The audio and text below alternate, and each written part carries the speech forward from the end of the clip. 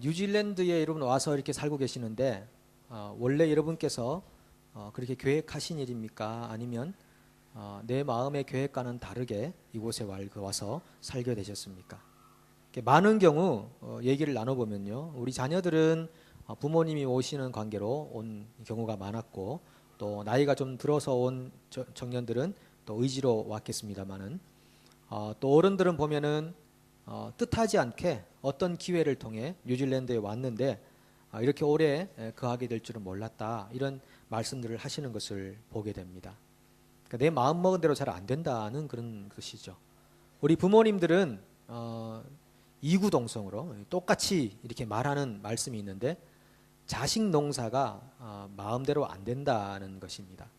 자식을 낳아서 길러보면 다 알게 되는데, 내가 낳은 자식은 낳기 전에는 정말 아름답고 올바르게 키워서 또 시집장가 잘 보내고 또 믿음의 가정으로 살게 하고 또 내가 손주도 보고 이런 마음을 가지지만, 부모님들이 가진 마음만큼 그렇게 자식들이 마음대로 안 된다, 그런 말씀들을 많이 하십니다.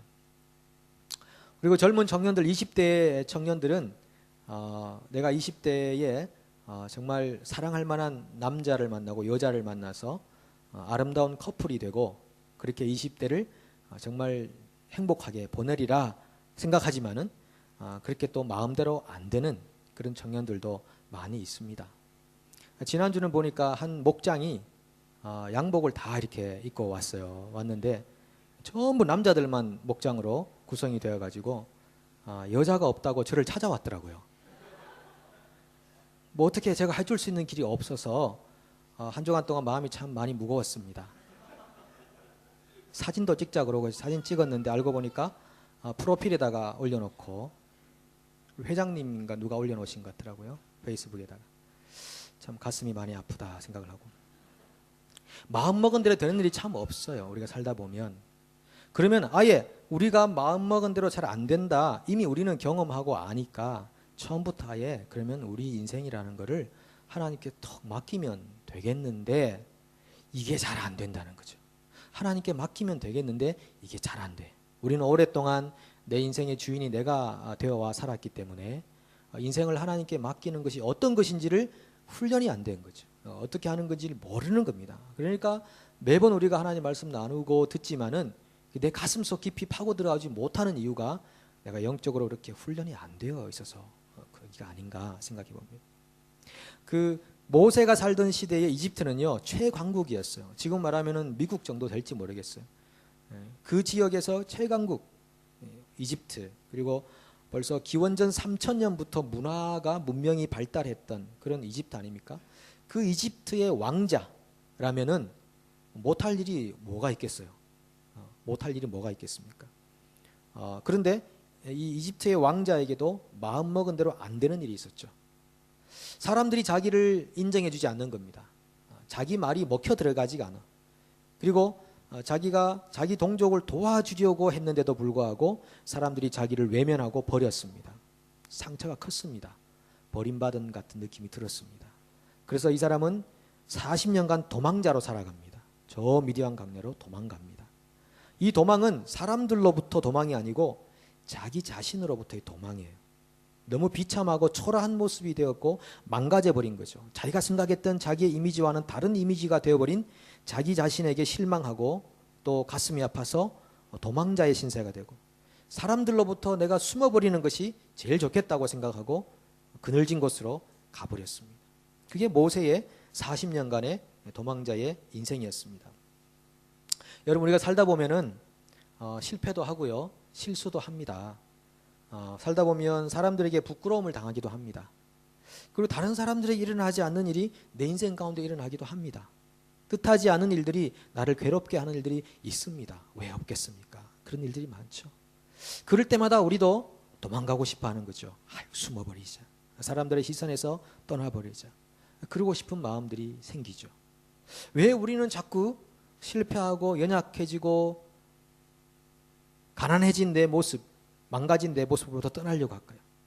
왜 모세는 자기의 망가진 모습으로부터 떠나려고 했을까요? 그 이유는 여전히 자기 인생의 주인이 자기였기 때문이었습니다. 자기를 더 이상 커버해주거나 책임져줄, 자기 인생에 대해서 뭔가를 결정해줄 존재가 없기 때문에, 너무나 자기가 지고 있는 인생의 짐이라는 것이 버겁고 힘들고 어렵기 때문에 그 무거운 짐에 눌려서 도망가 버리고 싶은 마음이 생기는 것입니다. 자기 인생의 주인이 자기라는 말은 자기 인생의 최종 결정자가 자기란 말입니다. 얼마나 힘들고 피곤하겠습니까? 내가 결정한 것에 대해서 내가 모든 걸 책임져야 한다는 것에 대한 두려움이 얼마나 많이 있겠습니까? 그래서 예수님께서 말씀하셨습니다. 수고하고 무거운 짐진 자들아 다 내게로 오라. 내가 너희를 쉬게 하겠다. 이 말은 무슨 말입니까? 너희가 살아가면서 너희 인생을 책임지기 위해서 얼마나 고생하고 피곤하고 힘든 삶을 살아가느냐. 지쳤지, 피곤하지, 수고했다. 그러나 그렇게 사는 것은 사람의 방법으로 사는 거야. 내가 너희에게 하나님의 방법으로 사는 법을 가르쳐 줄게. 내게로 와라. 너희가 쉬게 될 거야. 이런 안식을 예수님께서 우리에게 말씀하셨다라는 것입니다.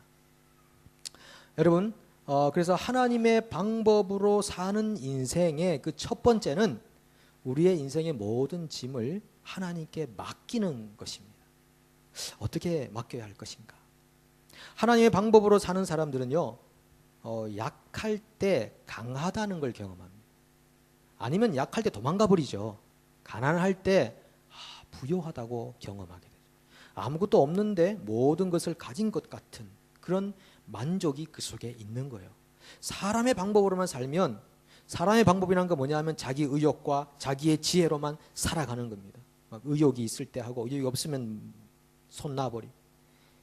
그런데 그때는 약해지고 가난해지고 병들고 실패하고 떨어지고 지고 이렇게 되면은 도망가고 싶은 마음밖에 안 생겨요. 그러나 하나님께 모든 인생의 짐을 맡기고 하나님 방법으로 살면 약해져도 강하다는 걸 경험하고 가난해져도 부하다는 걸 경험하고 없어도 있는 것을 경험하는 거예요. 그렇게 해서 우리에게 내게로 오너라. 내가 너희를 쉬게 하겠다.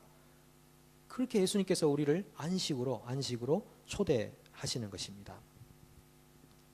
어떤 모임이 있으면 이제 임원들이 있잖아요. 우리 청년부도 다음 주에 총회를 하게 되는데, 총회를 하면 임원이 있습니다. 회장, 총무, 서기회계 이런 이제 임원들이 쭉 있습니다. 저도 학생 때 총무, 그리고 청년 때 총무, 회장 이렇게 쭉 다 해봤지만은 제가 그 총무하고 회장하면서 아주 뼈저리 느꼈던 한 가지 사실이 있어요. 그게 뭐냐 하면은 총무 때 책임감하고 회장 때 책임감은 굉장히 다르다는 겁니다. 총무할 때는요, 일단 회장이 있어. 그렇기 때문에 일을 열심히 하면 되고요, 좀 부담이 덜 돼요. 근데 회장이 되고 나니까 굉장히 두려운 거예요. 내가 이걸 어떻게 결정해야 되나? 결정을 해야 되는 사람 아니에요, 회장은. 네. 결정을 해야 되는 그 권한이 그 사람에게 주어져 있기 때문에 모든 책임이 자기에게 주어져서 굉장히 부담스럽고 스트레스가 많다는 걸 경험해요. 그러면 우리 청년부에도 회장이라는 직책이 있고, 또 선교회장, 우리 어른들은 선교회장이라는 분이, 목자, 이런 리더십들이 있잖아요. 굉장히 부담스럽고 책임감이 느껴지는 자리가 되는 겁니다. 그래서 그분들을 많이 도와주고 위로해야 되는데, 적용을 한다면요, 우리 인생에 있어서 내 인생의 회장은 누구냐? 내가 아니라는 겁니다. 우리는 지금까지 어쩌면은 내 인생의 회장 자리에 내가 있었는지 모르겠습니다. 그래서 피곤하고 지쳐. 내 인생을 경영하느라 얼마나 힘들어요. 실패하면 도망가 버리고 싶고. 그런데 회장 자리에서 내려오십시오. 여러분 인생의 회장은 하나님이십니다. 여러분 인생의 총무예요. 총무 역할을 하면 되는 겁니다. 그래서 하나님께 내 인생의 현재와 미래를 맡기고 사는 것, 그것이 하나님의 방법으로 사는 첫 번째 방식이 되는 겁니다. 모세가 80이 되었을 때 하나님께서 부르셨어요. 그는 너무너무 자기가 비참해서 40년을 도망자로 살았는데 이제는 완전히 광야에 버려진 노인이 되고 말았죠. 80세가 되어버리고 말았습니다. 이제는 완전히 자기 자신을 포기해야 될 때가 됐어요. 난 이집트의 왕자도 아니고 그냥 여기서 죽어야 되는 존재인가 보다. 내 인생이 이렇게 끝나나 보다 라고 생각하고 있을 때에 하나님이 그에게 나타나셨습니다. 이건 굉장한 인생의 전환입니다. 하나님이 그에게 나타나셨습니다. 그리고 스데반이 30절에서 말하는 것처럼 40년이 참해 이렇게 표현합니다. 모세가 40년 동안 광야에 살도록 하나님은 내버려 두셨어요. 그 40년이 찼다라는 표현은 하나님의 의도성이 들어있다는 겁니다. 내버려 둔 겁니다. 고통을 당하도록, 고난을 경험하도록. 이 40년이란 게 어떤 기간인가 하면은 자기 자신에 대한 자신감을 완전히 잃어버리게 만드는 시간이에요. 뭔가를 해보겠다고 하는 그 의욕을 완전히 상실하게 만드는 시간이에요. 완전하게 자기 자신을 내려놓도록 만드는 40년이었습니다. 40년이 참에 하나님께서 그 애를 부르시면서 모세야 네 발에서 신을 벗으라. 네가 선 땅은 거룩한 땅이다. 이렇게 말씀하시죠. 하나님이 모세에게 네 발에서 신을 벗으라 라고 했대. 이 신은 문화적 의미를 가지고 있지 않습니까? 신발을 보면은 그 당시 그 사회의 문화를 알 수 있다고 합니다. 어떤 남악신이냐 고무신이냐 장화냐 구두냐에 따라서 그 당시 사회의 문화를 알 수 있는 거죠. 그러면 이 모세가 살았던 삶의 이집트의 문화와 미디안의 문화, 그 문화를 버려라. 그 문화는 하나님이 안 계시는 문화, 그리고 인간이 신이 되고 자기 인생을 자기가 주관해야 되는 그런 문화, 그런 모든 문화로부터 네가 벗어나라고 말씀하십니다. 또 다른 의미에서는 신발이라고 하는 것은 자기가 걸어가는 인생의 걸음을 말합니다. 인생의 히스토리를 말합니다. 자, 모세야, 너는 지금까지 네가 네 인생을 살아오느라고 얼마나 피곤하고 힘들었느냐? 네가 지도를 그려오느라고 그 맵을 완성하려고 얼마나 힘들었냐? 내가 너에게 주는 맵을 받아보지 않을래? 라는 제안인 것입니다.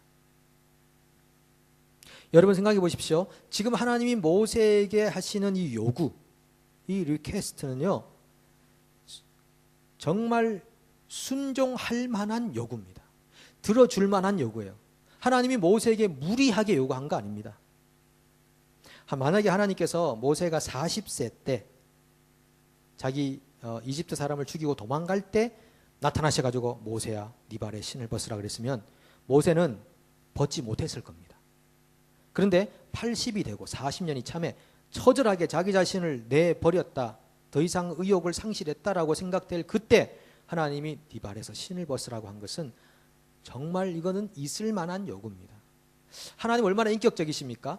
하나님 우리에게 무리한 요구를 하시는 분이 절대 아니십니다.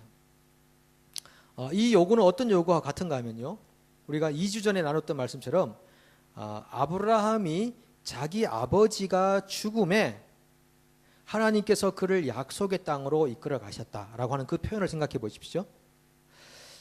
아브라함의 아버지는 살아계셔요.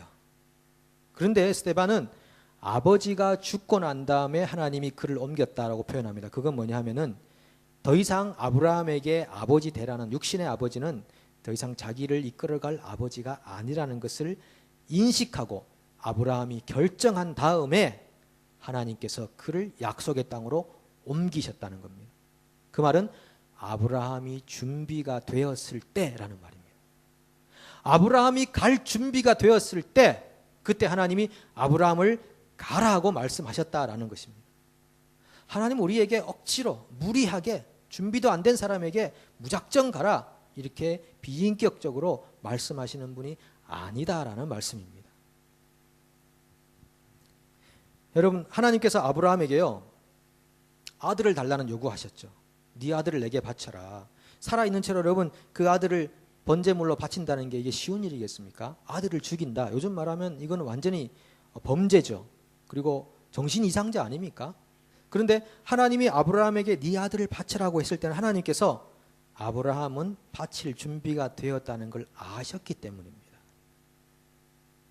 40년이라는, 하나님께서 아브라함을 부르시고 난 다음부터 40년쯤 지났을 때 하나님이 바치라고 말한 거거든요. 아무에게나 하나님께서 네 아들을 바치라고 말하는 거 아닙니다. 바칠 만한 준비가 된 사람에게 요구하는 것입니다.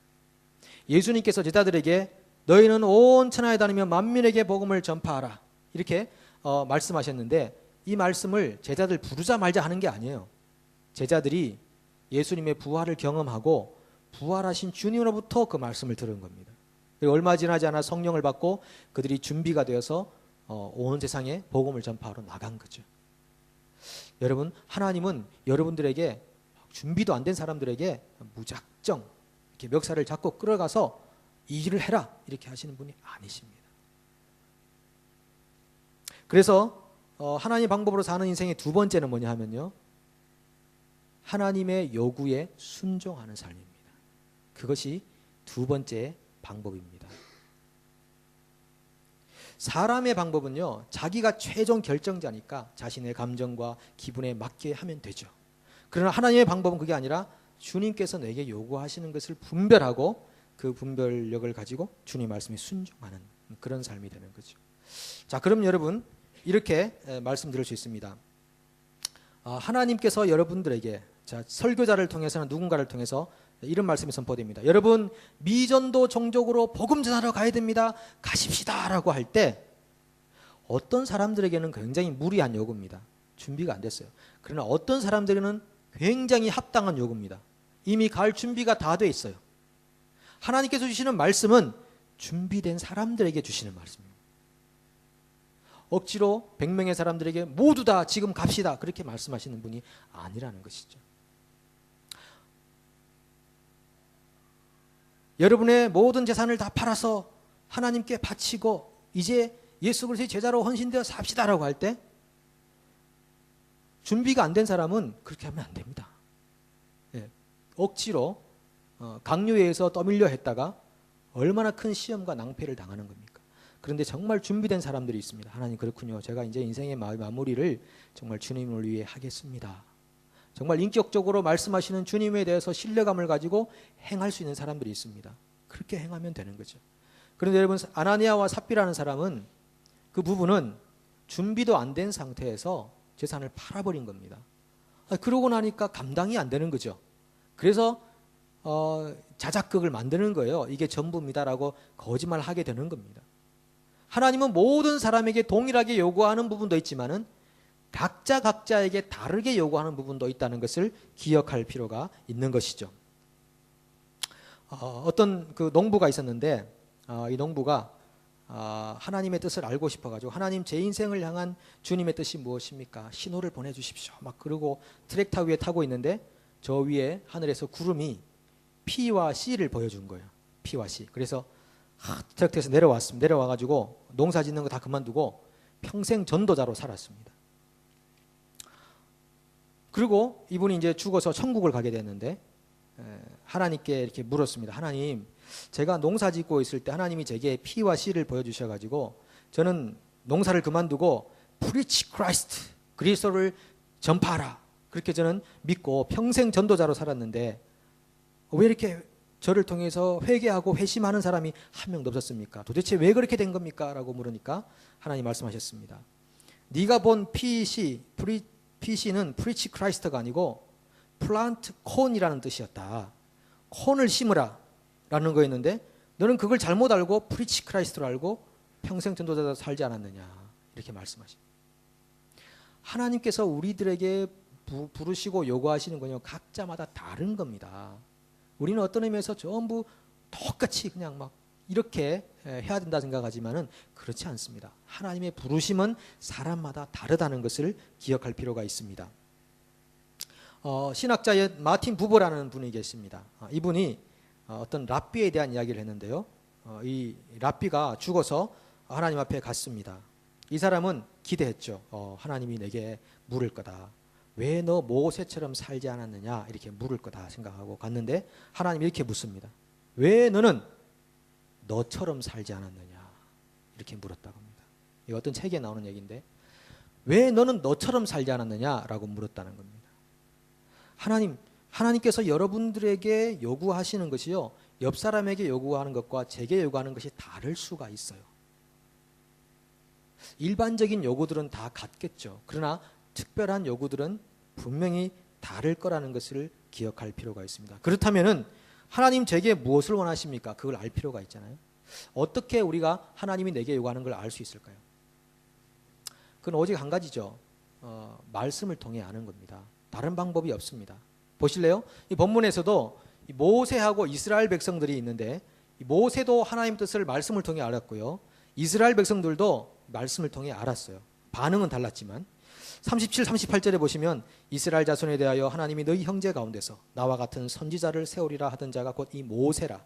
시내산에서 말하던 그 천사와 우리 조상들과 함께 광야 교회에 있었고 또 살아있는 말씀을 받아 우리에게 주던 자가 이 사람이라. 모세는 선지자로 살았다. 그것은 하나님 말씀을 받는 사람으로 살았고 그 말씀을 전달해 주는 사람으로 살았죠. 그렇게 해서 자기를 향한 뜻이 무엇인지 알았습니다. 그럼 이스라엘 백성들은요? 이스라엘 백성들도 모세를 통해 전달되는 하나님의 말씀을 통해서 뜻을 알았습니다. 그런데 어떻게 했느냐? 39절에 보면 우리 조상들이 모세에게 복종하지 아니하고자 하여 거절하며 그 마음이 도리어 애굽으로 향하고 라고 말합니다.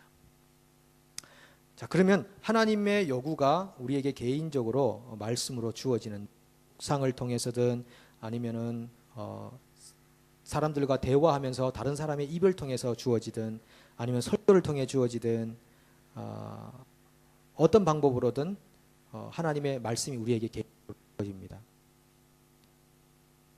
그런데 사람은 그 개인적으로 주어지는 말씀에 순종하는 사람이 있는가 하면 어떤 사람은 거절합니다. 여러분 지금 이스라엘 백성들이 하나님의 뜻을 받았어요. 그건 뭐냐면 하나님을 섬기라는 거죠. 그런데 그 뜻을 받고 이분들은 거절했습니다. 그리고 하늘의 군대를 섬겼다고 그랬죠. 하늘의 군대는 전부 각종 우상들 말합니다. 우상들. 눈에 보이는 것들. 하나님이 이스라엘에게 요구했던 것이 정말 순종하지 못할 터무니없는 무리한 요구였을까요? 전혀 그렇지 않습니다. 전혀 그렇지 않습니다. 이스라엘 백성들이 40년 동안 어떻게 살았습니까? 광야에서. 아니 이집트에서 10가지 재앙이라는 걸 봤죠. 굉장히 스펙타클한 그런 재앙들 아닙니까? 그리고 홍해가 갈라지는 걸 다 봤잖아요. 그걸 다 걸어갔잖아요. 만나를 먹었죠. 메추라기를 먹었죠. 40년간 옷이 떨어지지 않게 옷을 갈아입을 옷이 없지 않겠습니까? 옷이 떨어지지 않게 신발이 헤어지지 않게 하나님께서 정말 그들 가운데 역사하신 게 너무너무 많아서 오직 너는 하나님만 섬기라는 그 요구는 무리한 요구가 아니죠. 정말 순종할 만한 요구죠. 근데 그들은 거절했습니다.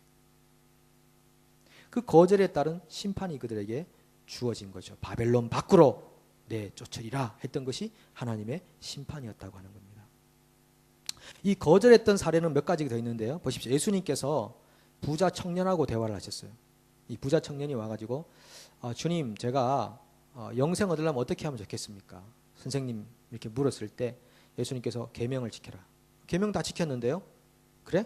그러면은 네 소유를 팔아서 가난한 사람들이 주고 나를 따라와. 그렇게 표현했죠. 그때 이 부자 청년이 고민하다가 가버렸죠. 거절입니다. 거절. 지금 예수님께서 청년에게 요구했던 네 소유를 팔아 가난한 자들이 주고 나를 따르라고 했던 요구는요. 터무니없는 무리한 요구가 아니었어요. 왜? 만약 그 청년이 정말로 어릴 때부터 계명을 전심을 다해 지켜왔다면 그 정도라면 소유를 팔아서 예수님 따라가는 일은 너무너무 쉬운 일이 되었어야 하는 거죠. 근데 그가 거절했다는 것은 준비가 안 됐다는 겁니다. 자기가 지켰던 계명들이 그냥 형식적인 계명 준수에 지나쳤다는 거예요. 정말 마음을 다해 하나님을 사랑하는 마음으로 계명을 지킨 게 아니라는 것을 예수님께서 보여주는 겁니다. 그래서 그런 형태의 계명 지키는 것은 영생 얻는 길이 아니다라는 것을 예수님께서 말씀해 주셨다라는 것입니다.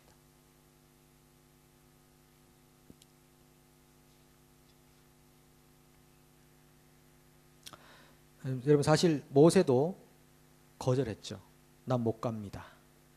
나 못 갑니다. 그때 하나님께서 화를 내셨어요.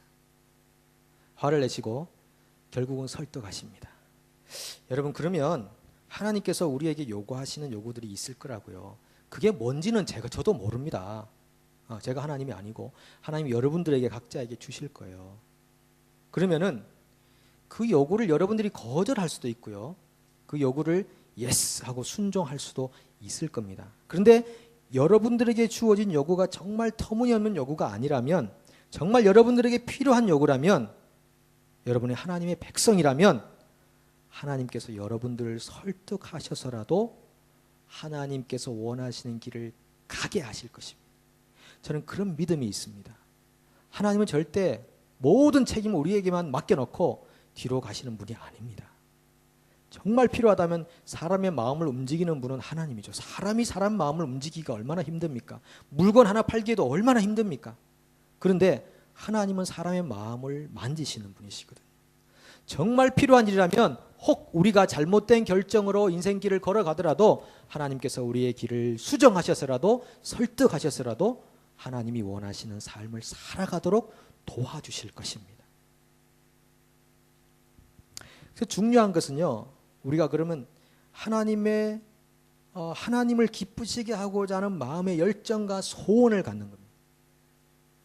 우리 마음에 하나님을 기쁘시게 하고자 하는 열정과 소원이 있으면 구체적인 발걸음은 하나님이 인도해 주시는 겁니다. 그래서 이 토마스 머턴이라는 분이 지은 시가 참 너무 좋아서 제가 한번 가져와 봤습니다. 이 가톨릭 작가인데 제가 한번 읽어보겠습니다. 주 하나님, 제가 어디로 가고 있는지 모릅니다. 길도 보이지 않습니다. 길이 어디서 끝나는지도 알지 못합니다. 제 자신이 누구인지 모르겠습니다. 주님의 길을 따른다고 생각하지만 정말로 그렇게 하고 있는지 모르겠습니다. 하지만 주님을 기쁘시게 하겠다는 제 소망은 당신의 뜻임을 믿습니다. 제가 무엇을 하든지 그 소망이 있었으면 좋겠습니다. 그 열망을 떠나서는 아무것도 하고 싶지 않습니다. 이렇게 할 때 주님께서 저를 올바른 길로 인도하시리라 믿습니다. 사망의 골짜기를 걷는 것 같은 기분이 들더라도 언제나 주님을 신뢰하겠습니다. 모든 공경을 저 혼자 겪게 하지 않으실 주님이 언제나 함께 계시니 절대로 두려워하지 않겠습니다. 여러분, 모세는 나이 80이 되었을 때 하나님 방법으로 사는 인생을 배웠습니다. 두 가지를 나눴습니다. 여러분, 인생의 모든 무거운 짐을 하나님께 맡기십시오. 그것이 출발점입니다. 그리고 두 번째는 하나님께서 내게 요구하시는 바에 대해 순종하기로 결정하십시오. 그럴 때 하나님께서 우리의 인생을 반드시 인도해 주실 것입니다. 우리 각자를 향한 인생의 걸음은 저는 잘 모르나 하나님이 여러분들에게 말씀해 주실 것입니다. 이때 우리에게 믿음이 필요한 것입니다. 하나님, 그렇군요. 제게 말씀해 주실 거군요. 예, 제가 믿음으로 지금 눌리고 있는 이 모든 무거운 중압감과 두려움들, 불안함들을 제가 떨쳐버리고 하나님을 신뢰함으로 나아갑니다. 하나님, 나를 향한 주님의 뜻과 요구를 하나님께서 이루어 주십시오. 예, 그런 믿음으로 살아가시기를 간절히 소망합니다. 함께 기도합니다.